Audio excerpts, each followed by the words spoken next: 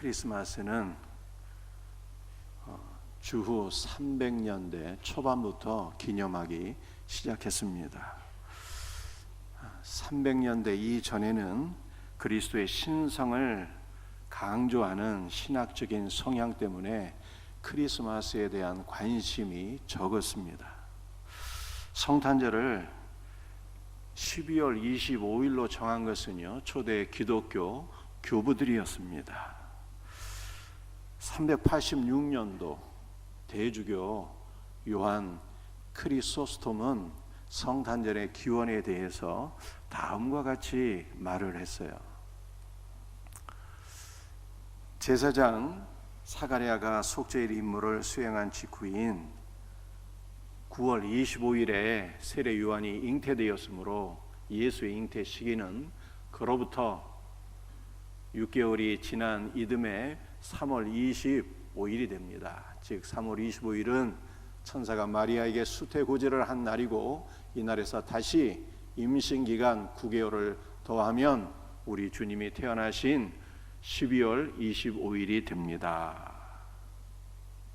이러한 교부들의 가르침으로 주후 4세기경부터 성탄절이 보편화되었습니다.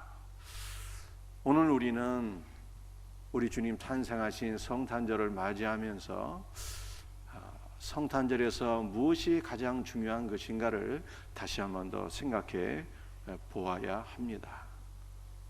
제가 여러분에게 한 가지 질문을 하겠습니다. 주일이 중요한가요? 아니면 십자가에 죽으시고 부활하신 예수님이 중요합니까? 주일은 십자가에 죽으시고 부활하신 예수 그리스도를 만나고 그분을 찬송하고 예배하다가 주님이 주신 은혜와 생명과 복을 받는 날이에요. 그러므로 성도는 우리 주님이 주신 그 생명의 복으로 한 주간을 세상 가운데 살아가면서 승리하는 은혜를 누리게 되는 것입니다. 즉 주일의 핵심은요, 바로 예수 그리스도예요. 그런데 우리가 인간의 전통과 교회의 관습에 사로잡혀서 주일이라고 하는 날만을 중하게 여기고 예수 그리스도에 대한 관심이 없다면 이 얼마나 어리석은 신앙일까요? 제가 다시 한 번 더 여러분에게 질문하겠습니다. 성탄절이 중요합니까? 아니면 성육신하신 예수 그리스도가 중요한 것입니까? 성탄절은 인간의 몸을 입고 이 땅에 오셔서 우리들에게 영원한 생명을 주신 주 예수 그리스도를 찬송하고 예수 그리스도의 사랑과 은혜와 복을 받는 날이에요. 그리고 주님이 주신 그 사랑과 은혜와 복을 우리가 주변 사람들에게 나누고 베푸는 날이 바로 성탄절인 것입니다. 그러므로 성탄절의 핵심은 예수 그리스도이시죠. 만약 우리가 인간의 전통과 관습에 사로잡혀서 성탄절이라고 하는 날만 붙잡고 막상 예수 그리스도를 잊어버리고 산다면 이 얼마나 어리석은 신앙일까요?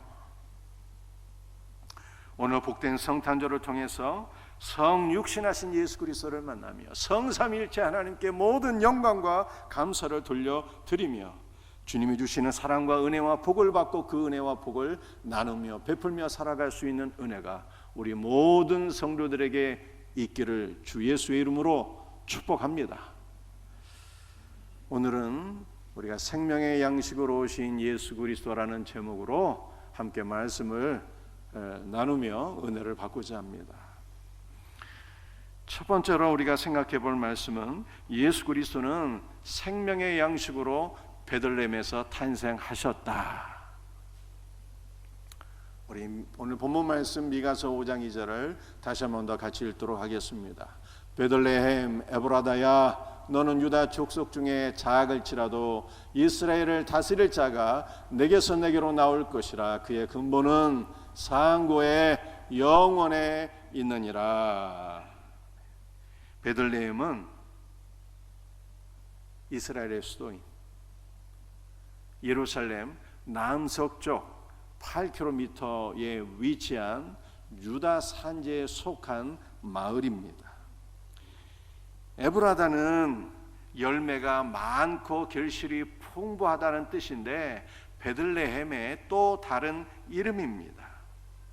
선지자 미가는 베들레헴에서 이스라엘을 다스리실 그리스도께서 탄생하실 것을 예언했어요. 그런데 장차 탄생하실 그리스도의 기원은 상고의 영원에 있다라고 말씀했습니다. 상고와 영원은 동일한 의미예요.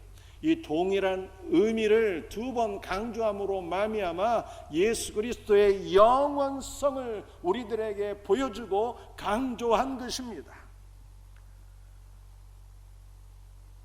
사도 요한 역시 요한복음 1장에서 예수 그리스도의 영원성을 강조한 바가 있습니다. 요한복음 1장 1절이죠.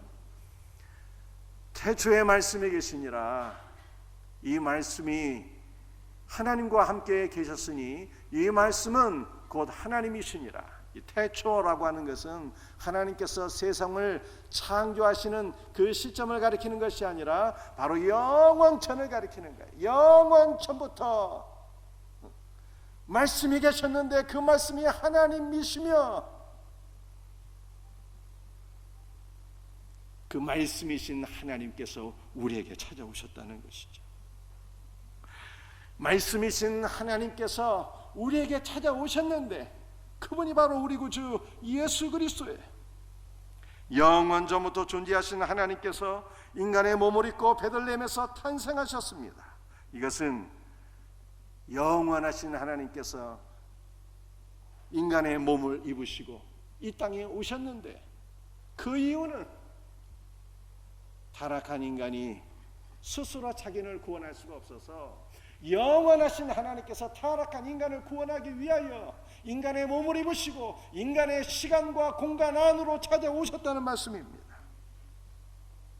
예수님께서 탄생하신 베들레헴은 떡집이라고 하는 뜻입니다.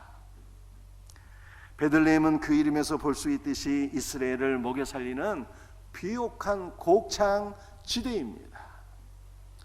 그런데 이스라엘을 먹여 살리는 곡창 지대인 베들레헴에서 온 인류를 먹이시고 살리실 생명의 떡이신 예수님께서 탄생하셨다고 성경은 말씀하고 있는 것입니다.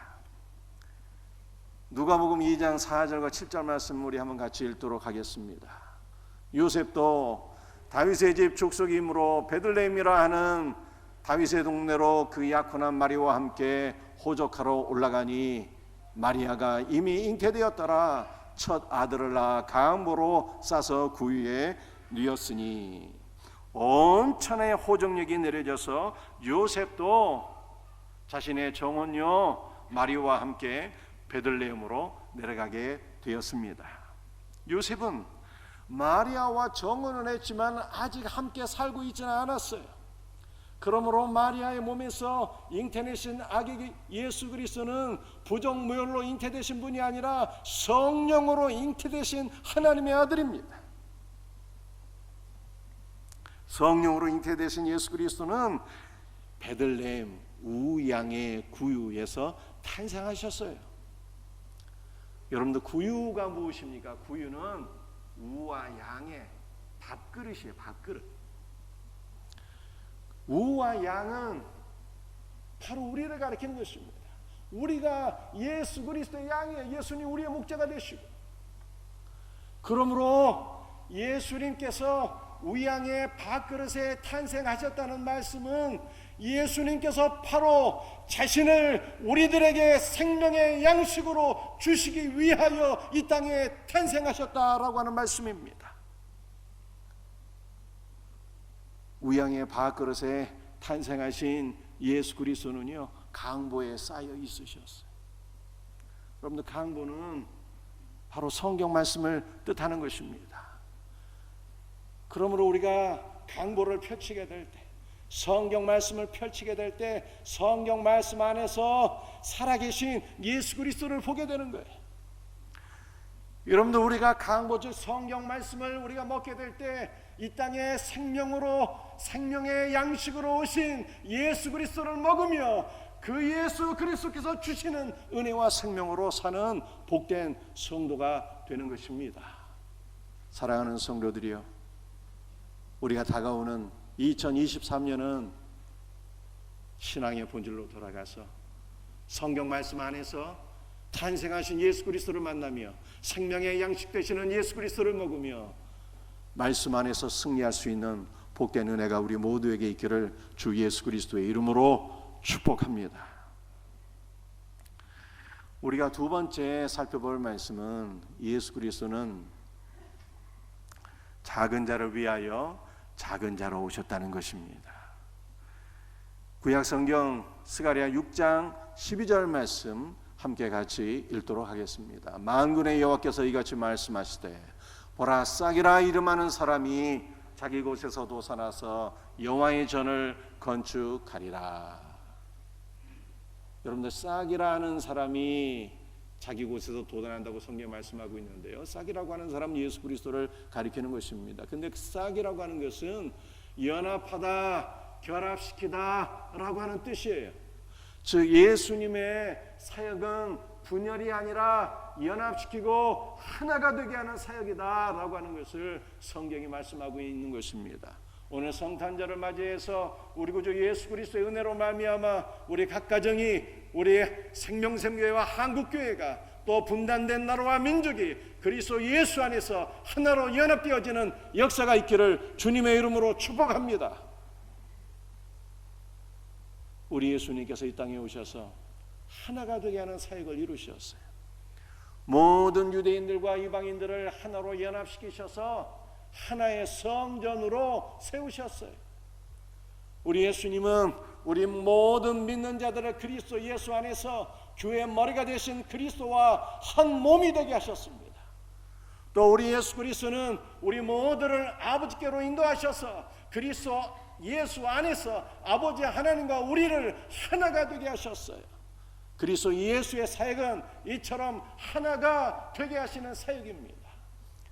그런데 싹이라 이름하는 분이 어디서 나신다고 성경이 말씀하고 있습니까? 자기 곳에서 돋아나신대요. 자기 곳에서.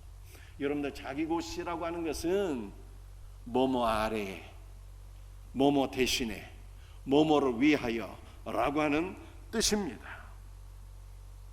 즉 예수님은 우리를 위하여 아래에 낮은 곳에 태어나신다는 말씀이에요.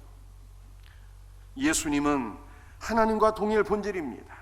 그러나 성자 예수 그리스도는 하나님과 동등됨을 취할 것으로 여기지 아니하시고 인간의 몸을 입고 이 땅에 탄생하셔서 자기 자신을 낮추시고 십자가에 죽기까지 복종하셨어요. 만왕의 왕이신 예수님께서 가장 낮은 곳에 종의 형상으로 이 땅에 찾아오신 것은 바로 우리를 위하여, 우리 대신에 고난을 받으시기 위함입니다. 이사야 11장 1절 말씀입니다. 이새의 줄기에서 한 싹이 나며 그 뿌리에서 한 가지가 나서 결실할 것이요. 이사야 11장 1절에 기록된 이 한 가지라고 하는 단어는요, 여러분들 제가 히브리어 사용해서 미안한데요, 쉬우니까 잘 들어보세요. 넷제르라고 하는 단어인데 한 가지가 넷제르예요. 그런데 이 넷제르라고 하는 단어는요, 나사렛이라고 하는 단어입니다. 나사렛이에요. 마태복음 2장 23절 말씀을 보게 되면 우리 예수님은 탄생하셔서 애굽으로 잠시 편안하시고 다시 이스라엘로 돌아오셔서 나사렛으로 가셔서 사셨어요. 그래서 사람들이 예수 그리스도를 나사렛 사람이라 그렇게 칭하는 거예요. 그런데 예수 그리스도를 나사렛 사람이라 칭하는 것은요, 예언의 성취였습니다. 예수님께서 나사렛 사람이라고 하는 것이 어디에 예언되어져 있습니까? 성경에 딱 한 군데 예언되어져 있어요. 그것은 바로 구약성경 이사야서 11장 1절입니다. 이새의 줄기에서 한 싹이 나며 그 한 싹이 바로 나사렛이란 뜻이에요. 이새의 줄기에서, 그 다윗의 후손에서 태어나실 그분이 바로 나사렛 예수라고 하는 말씀입니다.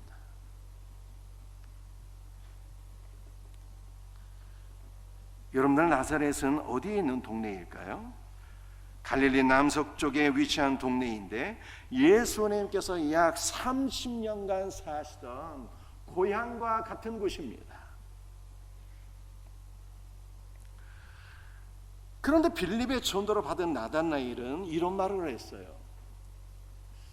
아니, 나사렛에서 무슨 선한 것이 날 수가 있겠느냐.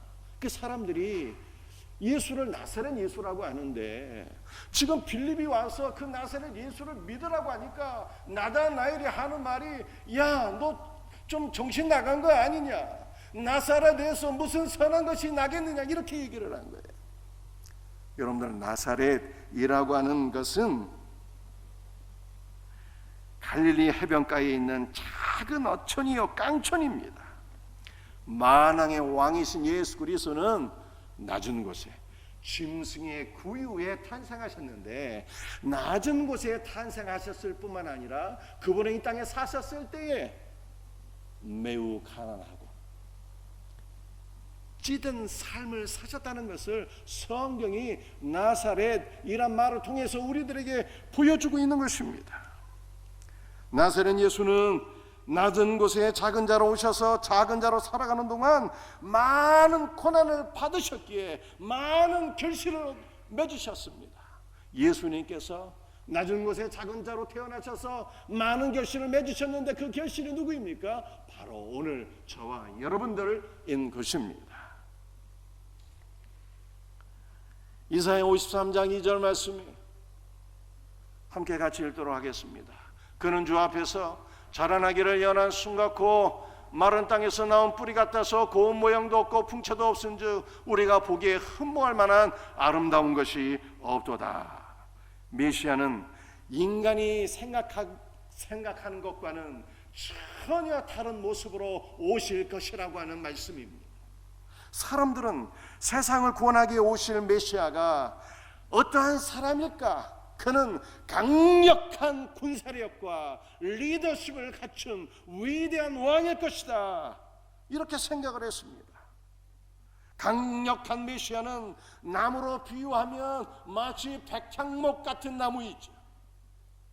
그러나 예수 그리스도는 백향목같이 크고 힘 있는 차가 아니라 연한 순 같은 분으로 오신다, 이렇게 말씀하고 있어요. 여러분들, 연한 순이라고 하는 것은 어린 나무, 작은 묘목을 가리키는 것입니다. 즉 예수님은 어린 나무와 같은 작은 자로 이 땅에 오셨어요. 또한 연한 순이라고 하는 것은 작은 나무, 어린 나무를 가리킬 뿐만 아니라 가치가 없어서 정원사가 잘라내 버리는 나무에 가치 없는 가지를 가리키는 거예요. 그래서 이 땅에 찾아오신 작은 예수 그리스도를 사람들이 무가치한 존재로 여겨서 그를 거절하고 그를 내다 버린 것입니다. 예수님은 자신의 고향에서도 거절을 당하셨어요. 가로사 지방에서도 거절을 당하셨습니다. 제자들에게도 버림을 당하시고요, 유대의 종교 지도자들에게도 버림을 받으셨습니다. 무가치한 자로 여김을 받으셨기 때문입니다. 우리 예수님에게는 그 어떤 아름다운 모양도 없고 풍채, 즉 빛나고 영광스러운 모습이나 그 어떤 위엄도 없으셨습니다. 작고 무가치한 자로 여김받아서 버림을 받으신 그 예수 그리스도로 말미암아 하나님의 자녀로 용납되어진 사람들이 있습니다. 버림을 당한 사람, 하나님의 자녀로 용납된 자들, 그들이 누구일까요? 마태복음 1장 3절과 6절 말씀을 한번 읽어보겠습니다. 유다는 다말에게서 베레스와 세라를 낳고 살문은 라합에게서 보아스를 낳고 보아스는 루sek에서 오벳을 낳고 다윗은 우리아의 아내에게서 솔로몬을 낳고. 여러분들, 예수님의 족보잖아요. 여러분들, 이스라엘의 족보에는요 대단히 죄송한 말씀이지만 여성들은 그 이름을 기록할 수가 없어요. 예수님의 족보가 신약 성경에서 두 곳에 기록되어 있는데 한 곳은 누가복음입니다. 누가복음에는 여성들의 이름이 전혀 없어요. 심지어는 예수 그리스도를 낳은 모친 마리아의 이름조차도 기록되어 있지 않습니다. 그런데 마태복음에는요, 예수님의 족보에 4명의 여성들의 이름이 기록되어 있어요. 다말과 라합과 룻과 우리아의 아내, 즉 밧세바가 기록되어 있는 것입니다. 여러분들 이 4명은 특징이 있어요. 우리 페이지를 한번 넘겨주세요. 여러분들 예수님의 그 족보에 나오는 특징들은 어떠한 특징이 있을까요? 한마디로 말씀드리면 다 이방 죄인들이에요. 첫 번째 예수님의 족보에 나오는 여성은 다말인데요, 이 다말은 족장시대 여인이에요. 그런데 이 다말은 이방 족속이에요. 아람 족속 출신의 여인입니다. 이 다말이 어떤 위대한 일들을 했습니까? 참으로 부끄럽게도 남편이 죽고 난 이후에 자기 시아버지와 근친 상관을 통해서 베레스와 세례를 낳았습니다. 두 번째 예수님의 족보에 등장한 여인은 라합인데요, 이 정복시대의 여인이에요. 가나안 족속입니다. 직업은요, 창녀입니다. 세 번째 여인은 룻이에요. 룻. 이 룻은 사사시대 여인입니다. 모압 족속이에요. 룻은 도덕 윤리적으로 부끄러운 일을 하지는 않았어요. 그러나 그녀는 과부였습니다. 여러분들 성경에서 과부는요, 가장 가난하고 불쌍한 사람을 가리키는 거예요. 예수님의 족보에 등장한 4번째 여인은 밧세바인데, 밧세바는 왕정시대의 여인이고요, 해족속입니다. 밧세바가 또 어떤 위대한 일들을 행했습니까?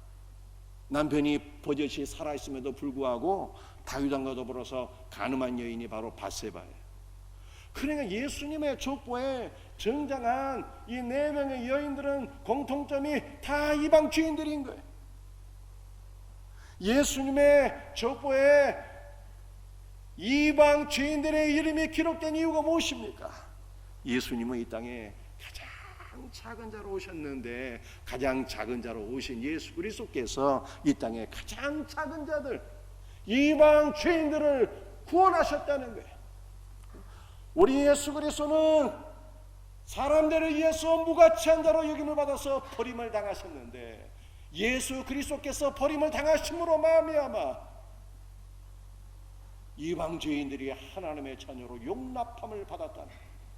여러분들 우리 예수님은요, 이중으로 버림을 당하셨어요. 무가치한 자로 여김을 받아서 사람들에게 버림을 받으셨고요, 또 우리 예수 그리스도는 하나님 아버지께도 버림을 받으셨습니다. 십자가에서 아버지 하나님께서 성자 예수 그리스도를 외면하시잖아요. 그러므로 주님께서 부르짖어 간구하셨습니다. 나의 하나님 어찌하여 나를 버리셨나이까. 버림받으신 예수 그리스도로 인해서 이방 죄인들인 저와 여러분들이 하나님의 자녀로 용납함을 받은 거예요. 하나님의 자녀로 우리가 품어진 것입니다.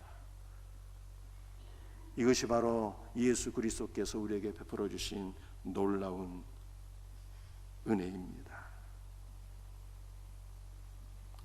우리 구약성경 이사야 11장 10절이에요. 함께 같이 읽도록 하겠습니다. 그날에 이새의 뿌리에서 한 싹이 나서 만민의 기초로 설 것이요 열방이 그에게로 돌아오리니. 여러분들 성탄과 관련된 말씀 가운데 싹이라고 하는 말씀이 굉장히 많이 등장하는데요, 이 본문마다 그 싹이 의미하는 것이 다 의미가 다릅니다. 이새의 뿌리에서, 즉 다윗의 후손 가운데 한 싹이 나는데, 이사야 11장 10절의 싹은요 자존자를 의미하는 거예요. 스스로 계신 하나님 여호와를 가리키는 것입니다. 그날의 이새의 뿌리에서 한 싹이 나서 만민이라는 것은 세상 모든 족속을 가리키는 거예요. 그날의 이새의 뿌리에서 한 싹, 즉 자존하신 하나님 여호와께서 나셔서 만민의 기치로 설 것이요. 여러분들 이 기치라는 단어는 도대체 무엇을 가리키는 것입니까? 이 기치가 구약성경 민수기 21장 18절에서는요 장대라는 단어로 표현이 됐어요. 장대. 이 장대는 십자가를 가리키는 거예요. 그래서 이사야 11장 10절을 여러분들 다시 한번 주목해 보시길 바랍니다. 그날에 이새의 뿌리에서 한 싹 자존하신 스스로 계신 하나님 여호와께서 나서 세상 만민을 위한 십자가에 달리실 것이요 라고 하는 뜻입니다. 그러므로 열방이 그에게로 돌아오리니 세상 열방이 십자가에 달리신 여호와 하나님께로 돌아와서 그를 구하고 그를 찾게 될 것이다 라고 하는 말씀인 것입니다. 인간의 몸을 입고 이 땅에 탄생하신 여호와 하나님께서 십자가에 달려서 우리 모두에게 죄사함과 영원한 생명을 주셨습니다. 그렇다면 이제 우리는 어떻게 살아야 되는 것입니까? 열방이 그에게로 돌아오리니 라고 말씀하고 있어요. 세상 만민이 십자가에 달리신 주 예수 그리스도를 구하게 된다는 말씀입니다. 그러므로 우리는 십자가를 바라보며 주 예수 그리스도를 구하고 찾는 삶을 살아야 되는 것입니다. 그러면 우리의 영이 주 예수의 생명을 얻어 살게 되는 것입니다. 사랑하는 성도들이요, 여러분들은 성탄절에 하나님께 무슨 선물을 받기를 원하십니까? 성탄절에 하나님께서 우리에게 주신 인류 최고의 가장 복된 선물은 우리 구주 예수 그리스도이신 것입니다. 그러므로 성탄절에 다른 그 무엇을 구하지 마십시다. 하나님께서 인류 최고의 선물을 주셨는데 그것은 십자가에 달리신 여호와 하나님 우리 구주 예수 그리스도예요. 그러므로 십자가에 달리신 예수 그리스도를 바라보고 예수 그리스도를 구하고 찾는 우리 복된 성도들이 될 수 있기를 주 예수 그리스도의 이름으로 축복합니다. 십자가에 달리신 주 예수 그리스도로 말미암아 우리가 영원한 생명을 얻었는데, 그렇다면 이제 우리는 어떻게 살아야 되는 것입니까? 오늘 마지막 성경 구절이에요. 여러분들 말씀을 잘 들으셔야 됩니다. 마태복음 2장 18절 말씀입니다. 라마에서 슬퍼하며 크게 통곡하는 소리가 들리니 라헬이 그 자식을 위하여 애곡하는 것이라. 그가 자식이 없으므로 위로받기를 거절하였도다. 야곱에게는 두 부인 레아와 라헬이 있었습니다. 레아가 첫 번째 부인인데요, 아들을 6명 낳았어요. 구약 시대는 그냥 아들 낳는 것이 최고의 복인 거예요. 그런데 두 번째 부인 라헬은요, 아들을 한 명도 낳지를 못했어요. 여러분들, 레아는요 성경에서 은혜의 사람을 가리키는 것이고, 라헬은요 성경에서 기도의 여인이에요. 믿음으로 기도하고 응답받는 기도의 상징이 바로 라헬입니다. 라헬은 아들을 낳지 못해서 많은 고통을 당하다가 하나님께 기도했어요. 그런데 하나님께서 라헬의 간절한 간구를 들으시고 그의 태를 열어주셔서 라헬이 아들을 낳았는데, 그 낳은 아들의 이름이 바로 요셉이에요. 그 요셉의 이름의 뜻은 더하다라고 하는 뜻입니다. 하나님께서 나에게 또 다른 아들을 더하여 주시기 바랍니다 라고 하는 뜻이에요. 하나님께서 라헬의 그 간구를 또한 들으시고 그녀에게 두 번째 아들을 주셨는데, 그 두 번째 아들의 이름이 우리가 알고 있는 베냐민입니다. 그런데 라헬이 두 번째 아들을 낳을 때는 이 베들레헴 에브라다로 가는 노상에서 둘째 아들을 낳았어요. 그런데 둘째 아들을 낳을 때 너무 산통이 심해서 그 아들을 낳고 곧 죽게 됩니다. 그래서 그 아들을 낳을 때 아들의 이름을 베노니라고 했어요. 베노니. 베노니라고 하는 것은 슬픔의 아들이라고 하는 뜻입니다. 그런데 그 아버지 야곱이 그 베노니의 이름을 바꿔 주었는데 베냐민으로 바꿔 주었어요. 베냐민은 오른손의 아들이라는 뜻이에요.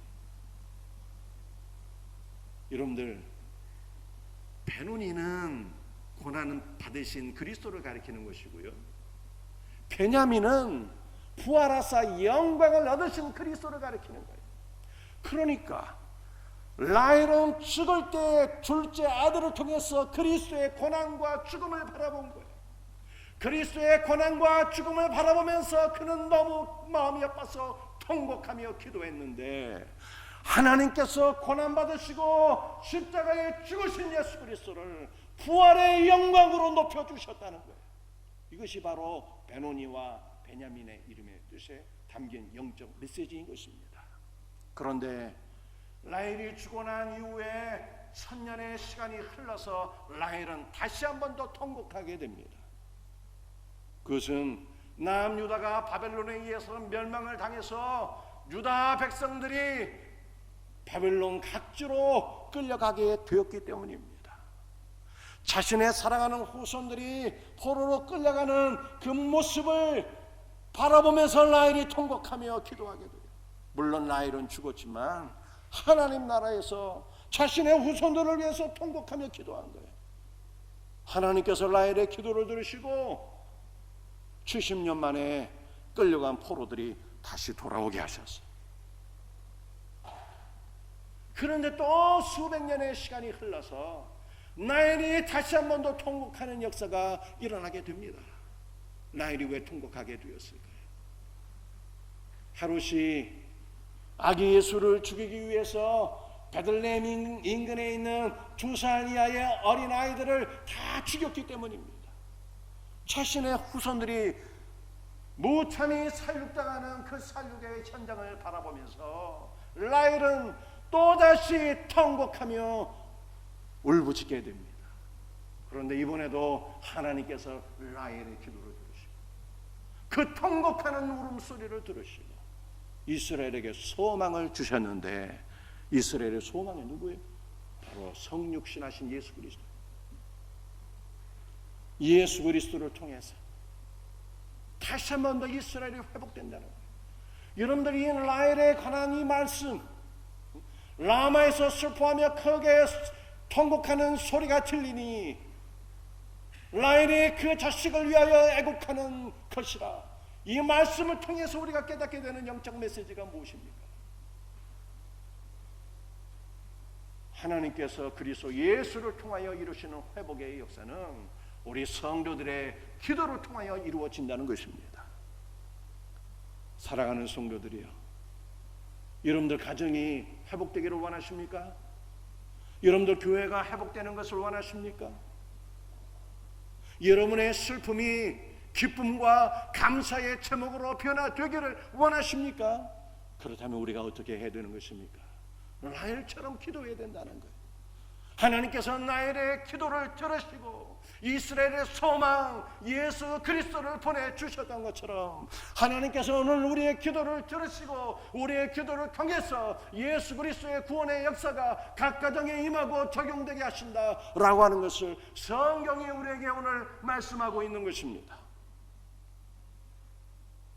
사랑하는 성도들이여, 그러므로 이제 우리가 어떻게 살아야 되는 것입니까? 우리가 신앙의 본질로 돌아가십시다. 신앙의 본질은 말씀으로 돌아가는 거예요. 생명의 양식으로 이 땅에 오신 예수 그리스도를 성경 말씀을 통해서 먹고 그 힘으로 그 은혜로 사는 거예요. 신앙의 본질은 기도의 자리로 다시 돌아가는 것입니다. 기도할 때 하나님 응답하신다고, 기도하실 때 예수 그리스도께서 이루신 구원의 역사가 각 가정에 적용된다고 성경이 말씀하고 있어요. 기도의 자리로 돌아가서 새벽을 깨어 기도하며 하나님 앞에 부르짖어 기도하며 응답받는 우리 성도들이 되시기를 주 예수의 이름으로 축복합니다. 말씀을 마치겠어요. 그리스도는 생명의 양식으로 이 땅에 오셨습니다. 그리스도는 작은 자로 오셔서 작은 자들의 구원을 이루기 위하여 십자가의 고난을 당하셨습니다. 작은 자로 오신 그리스도 예수의 크신 은혜와 생명을 경험한 성도들은 이제 어떻게 살아야 되는 것입니까? 작은 자로 오신 그리스도 예수를 구해야 되는 것입니다. 이 땅의 작은 자들을 위하여 기도해야 되는 것입니다. 이 땅에서 예수 그리스도를 만나지 못하여서 고통당하는 자들, 방황하며 헤매는 자들을 위해서 그리스도의 품 안으로 인도하기 위하여 생명의 말씀을 선포하며 그리스도 예수의 품 안으로 인도하기 위하여 부르짖어 기도할 수 있는 우리 성도들이 다 될 수 있기를 주님의 이름으로 축복합니다.